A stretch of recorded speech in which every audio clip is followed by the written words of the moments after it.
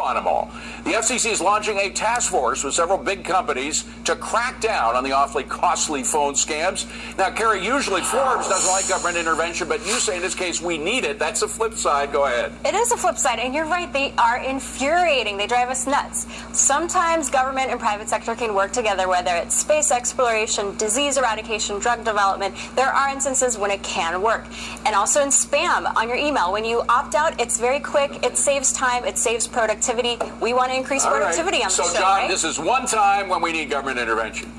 No, the federal government was not created to protect us from annoyance, and a federal government that can protect us from annoyance can also do lots of annoying things. Stay out of it. All right, so EMAC, it's very dangerous when the government says we can help. Well, I like what Carrie's saying. I agree with it, because when these robocalls hit your cell phone, they use up your data usage, and you get charged for it. I don't think that's fair. I think this is okay. Yeah, well, my house, my daughter got kind of worried about it. Yes, well, there's scams everywhere, whether it's the mail, email, or robocalls. And by the way, not all robocalls are bad. I've done some for candidates, so I see sometimes as a source of enlightenment and education. Steve, I'm going to have to take down your picture in my office. I don't know. By the way, if you want to stop it, have the robocaller pay for your end on the call. Oh, that's a good way. And Bruce, you know, Seinfeld once had a perfect solution to this, right?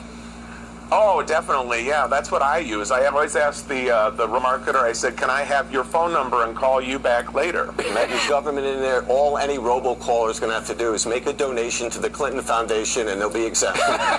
Carrie, there is a danger of this creeping government intervention. At first, they start out with a very noble cause, but the more they get their hooks in, the more we regret having them gotten in. You know, that is very true. I think if we can make it very narrow, very defined, very much, you know, like a scalpel, just going in and saying this is explicitly what it's for. Like I said, the spam example, you know, it's very opting out. It's very simple. Okay. Common sense is calling. It says, let's opt out. Steve, is she convinced you yet? Maybe there is a way. Well, there is a way. Again, make the caller pay for it, and by golly, that'll cut But without the FCC. Without the FCC, and also the carriers have the technology now to cut it out. You could suggest to them, as government often does these days, why not offer that and make it free? All right, let's leave it at that, Just do nothing. Coming up, a new survey saying the biggest financial stressor in the U.S. is not being able to pay off your personal debt. But not for long. The debt-free picks to make you stress